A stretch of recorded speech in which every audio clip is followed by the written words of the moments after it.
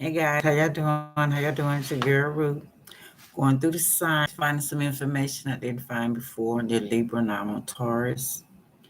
And I'm going to read a little bit about it, what I found out that I did not know.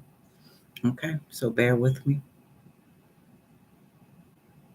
Okay, we got, which one is the first? Hold on a minute.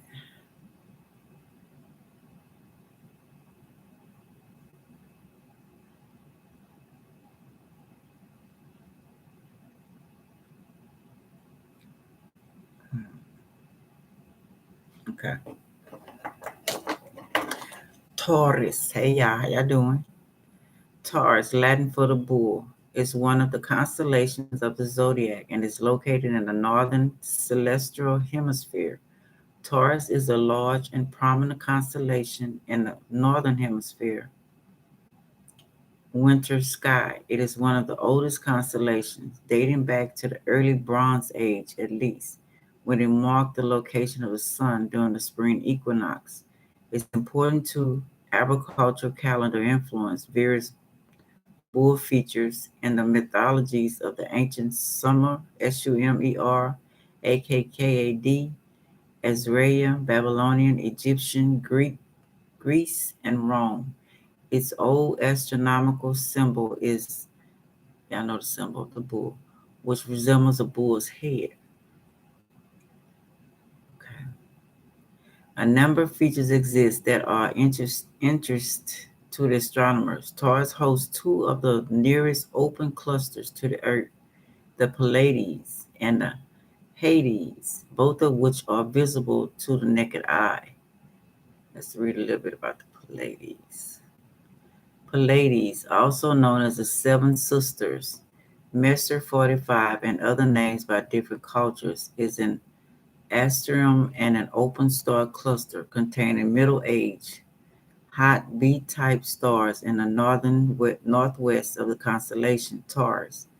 At a distance of about 444 light years, it is among the Earth's nearest star clusters to the Earth. It is the nearest Messier object to the Earth and is the most obvious cluster to the naked eye in the night sky. Okay.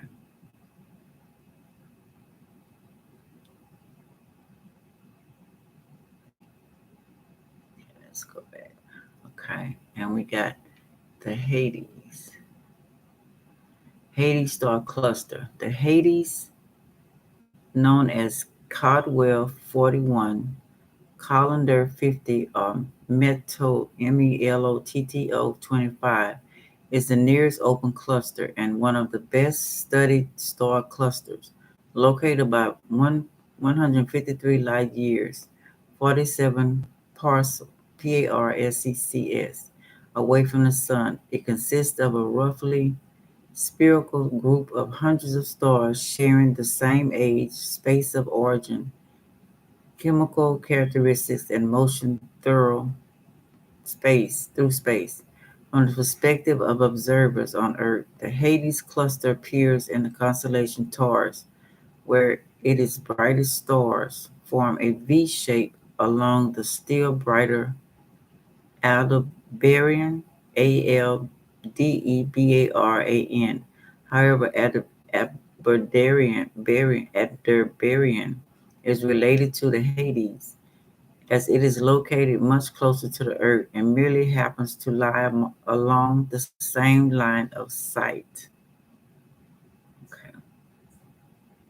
Both of which are visible to the naked eye. At first magnitude, the red planet Aldebaran is the brightest star in the constellation, and the northeast part of Taurus is Mesa 1, more commonly known as the Crab Nebula, a supernova remnant containing a pulsar, one of the closest regions of active star formation. The Taurus Agera complex crosses into the northern part of the constellation. The variable T Tauri is a prototype of the class of pre-main sequence stars.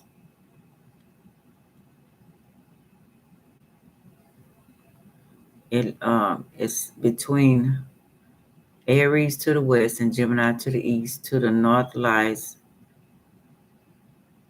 Perseus and Agra, Auriga.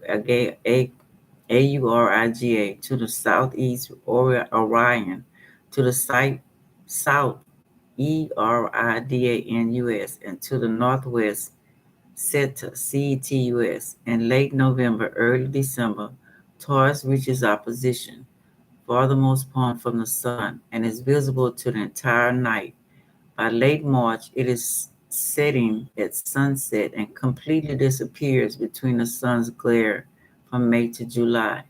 This constellation forms part of the zodiac and hence is intersected by the ecliptic. This circle across the celestial spheres forms the apparent path of the Sun and the Earth complex, its annual orbits. As the orbital plane of the Moon and the planets lie near the ecliptic, they can usually be found in the constellation Taurus during some part of each. Let's make sure it ain't went off.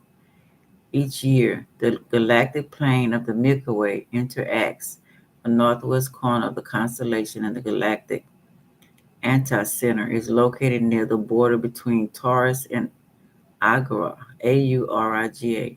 Taurus is the only constellation crossed by all three of the galactic equator, celestial equator, and ecliptic. A ring-like galactic structure known as Gould's Belt, Goulds Belt, passes through the constellation.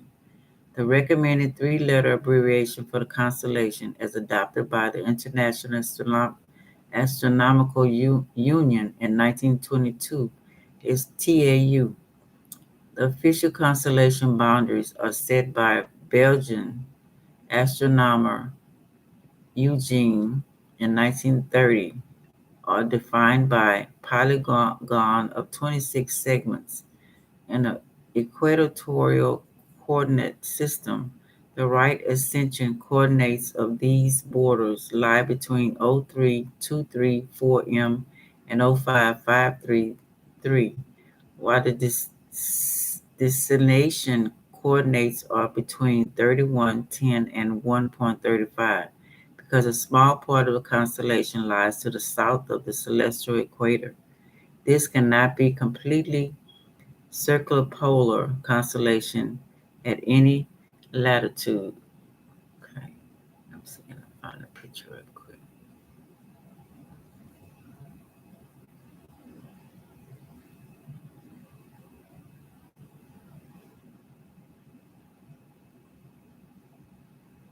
Okay, I'll come back to that. Okay, one more. Let's see. Taurus the Bull. Location zodiac constellation visible in both hemisphere coordinates. Right ascension 04H. Declination plus 15. Source Bull legends from the various ancient civilization, also Greek mythology, Egypt, Arabic, other. The story behind the name, the constellation, let's open this up, that are included in the zodiac, the 12 constellations recognized by Babylonian astronomers through which our sun, moon, and planets appear to travel during the course of a year, are considered to be among the oldest sky patterns recognized by human civilization. They were thought to have more significance because they were touched by the sun. Taurus is among the very oldest. At the time that the ancient, I know that word, uh, Mediterranean, how you say it, and Middle East civilization were at their heights. The sun would have entered Taurus in the spring. For many of these herding and cultural civilizations, the spring season, planting and births of animals signal the start of the new year. The bull figured as a symbol of strength and fertility in many of these ancient cultures and is prominent in the mythology of most all early